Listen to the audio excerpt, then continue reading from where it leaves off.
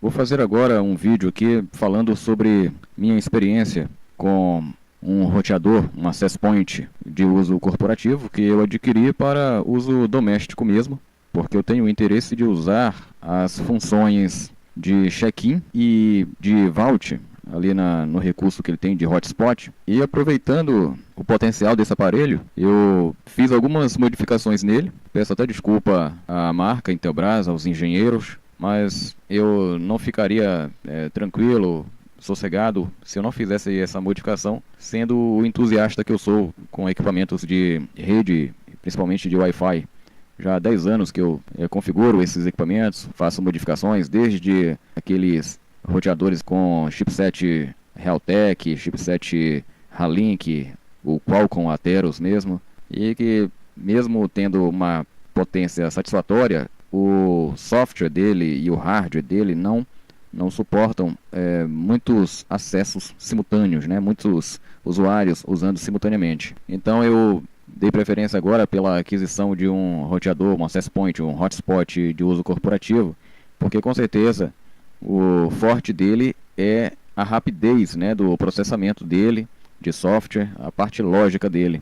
Estou satisfeito com o Intelbras AP360, mesmo sem essa modificação que eu fiz, eu já ficaria satisfeito com ele, mas a modificação eu fiz para otimizá-lo, para usar, para usufruir o máximo de seu potencial, porque o AP360 da Intelbras pode mais. Aqui, nessa imagem, na semana que ele chegou para mim, comprei ele pelo Mercado Livre, e aí eu deixei ele bem embalado, né? Tirei da embalagem dele, da caixa, deixei ele bem embalado, usei aqui o cabo LAN dele, a fonte PoE que vem com ele, e deixei ele aqui em teste. Ficou funcionando assim por uma semana. Foi quando eu decidi me aprofundar ali na estrutura dele, no hardware dele, no que ele podia oferecer, além do que ele já estava fazendo. E aí, mesmo perdendo a garantia, né, do produto, eu quis fazer essa investigação, essa inspeção, porque eu sabia que ele não daria defeito tão rapidamente, já com uma semana de uso normalmente. Aí foi quando eu abri o aparelho e aí me deparei aqui com a PCBAzinha dele, a plaquinha relativamente pequena para o tamanho do gabinete, mas bem potente. E aí essa disposição dele. Essa aqui é uma imagem de uma AP310. Aqui a plaquinha dele, são imagens que eu peguei na internet. Essa aqui é uma versão que é o AP310 ou uma versão anterior do 360. Aqui a caixa dele com os acessórios. Tá aqui a fonte PoE, essa fonte é específica para ele, tem até um botão de reset nela, o cabo LAN, o cabo de força e o próprio access point, né, o próprio AP360. E agora eu vou mostrar aqui as fotos reais dele, do meu access point. Eu fiz fotos aqui, registrei aqui imagens para mostrar aqui alguns detalhes. Aqui é a antena dele, ele tem duas antenas dessa, como pode ser visto aqui, ó, antena 1 e antena 2. Aqui é o chipset dele, um Qualcomm, que é muito potente, muito rápido. Aqui os transmissores dele, etapa de transmissão de sinal. A entrada do cabo LAN. Tem um botão de reset aqui na PCBA também. E aqui tem o LED, que é multicolor, né? Ele tem várias cores. Aqui, mais uma vez, foto dele, ampliada. E aí eu fiz essa modificação nele, porque eu percebi alguns detalhes nele. Mesmo sendo um access point, uma P de 600 mW, como é anunciado, ele não tem a eficiência de transmissão que seria proporcional, equivalente a essa potência. Eu instalei ele aqui no teto aqui, no segundo pavimento aqui da minha casa, abrangeu todas as áreas aqui no segundo pavimento. Porém, no primeiro pavimento, o sinal ficou bem reduzido, mas com taxa de transferência relativamente normal para a internet que eu tenho aqui, que são 60 MB de internet da NET. E aí eu fiquei surpreso com aquilo. Mesmo tendo os obstáculos, né, laje, paredes, ele devia enviar um sinal mais forte. E aí eu fui observar na fonte dele, que é uma fonte PoE, qual é a tensão de funcionamento dele e a corrente. A tensão de funcionamento dele é de 24 volts, mas a corrente é de 500 mA, meio ampere. Eu achei isso bem curioso e me chamou a atenção. Então, isso reforçou o meu interesse, a minha intenção de modificá-lo para otimizar alguma coisa. Então, avaliando cuidadosamente todo o circuito, eu concluí que podia ser feita uma alteração na fonte de alimentação dele e nas duas antenas dele.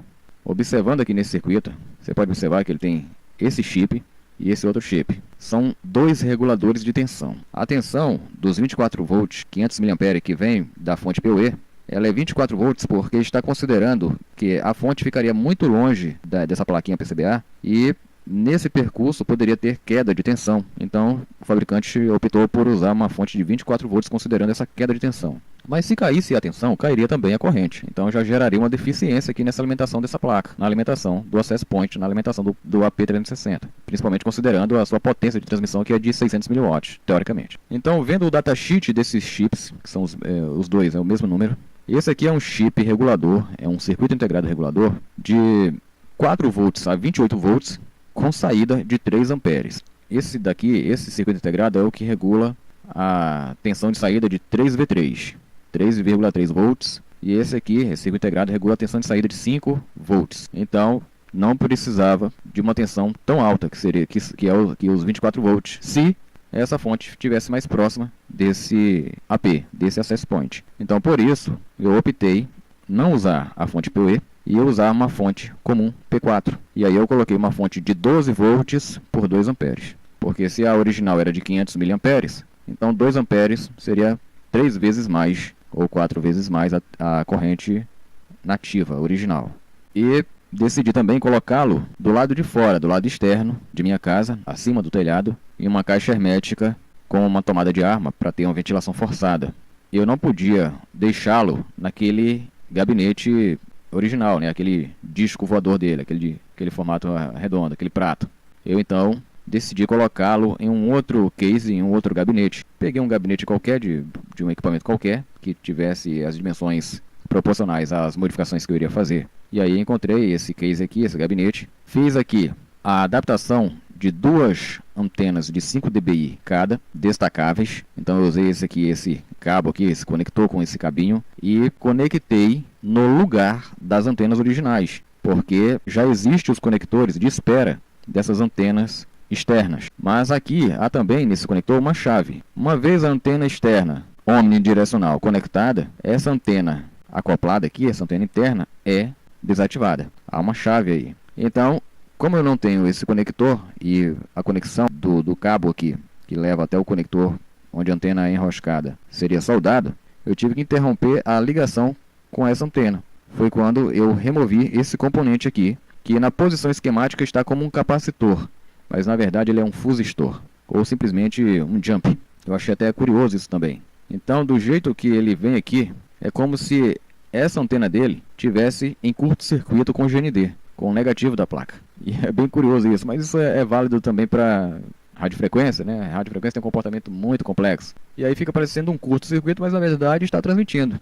Só que atenuado, muito atenuado, por estar aqui praticamente em curto-circuito. Quando se conecta a antena externa, não existe essa carga ou esse fechamento com a massa, com o GND. Fica livre o sinal. Então eu removi esse fusistor aqui, ou esse resistor, ou esse componente, esse jump, deixei ele somente em um ponto de solda, né? Desfiz aqui a passagem dele para a antena. Deixei ele ali caso eu precisasse voltar a antena de novo. E nesses 2 pontos aqui eu soldei o fiozinho que vai até o conector para enroscar as antenas, 2 antenas de 5 dBi. Encontrei isso aqui em roteadores sem uso, de chipsets antigos, e aí preferi usar aqui. Coloquei aqui um conector P4 para usar aquela fonte com plug P4, né? Fiz aqui um suporte para ele e principalmente aqui, tá? O que eu fiz mais importante aqui nessa modificação, que eu acho, foi envolver toda a placa, toda a PCBA com cola de silicone acético. Silicone acético ou silicone neutro. Envolvi toda a placa com uma camada generosa de silicone, de borracha de silicone. Gastei quase um tubinho de borracha de silicone. E ele ficou bem envolvido para não ter oxidação com a umidade do ar ou com maresia, já que eu moro aqui próximo à praia, ao mar. E aí eu já tinha esse procedimento, eu fazia isso com os outros roteadores que eu usava externamente. E aí ele ficou pronto para uso e coloquei ele em uso, desse jeito aí, com essa modificação. Então fui fazer o teste e, como eu já esperava, o sinal dobrou. O alcance do sinal foi impressionante. Estava ali debaixo do telhado da minha casa, estava chegando relativamente fraco no primeiro pavimento, no primeiro andar. Quando eu coloquei ele com essa modificação acima do telhado, uns 2 metros acima do telhado, eu coloquei num mastro de tubo PVC, todo bem sustentado para não ficar balançando. O sinal no primeiro pavimento ficou excelente o tempo inteiro.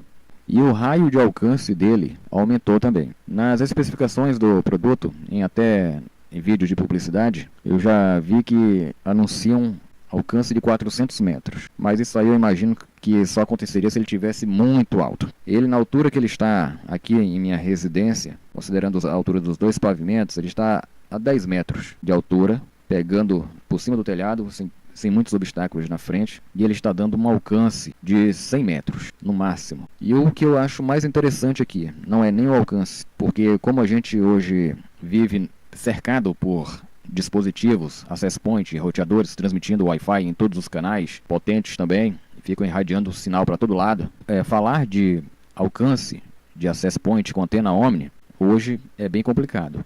Não é mais como há 10 anos, que eram poucos sinais wireless espalhados por aí e que não tinha tanta interferência. Mas com esse alcance aqui de 100 metros, está muito satisfatório para o que eu pretendo fazer com ele, que é o uso em publicidade, usando ali as funções dele de check-in em rede social e o Vault. Então, nessa parte aí, vai me atender muito bem. E o que eu mais gostei nesse roteador, nesse access point, foi a velocidade dele de software.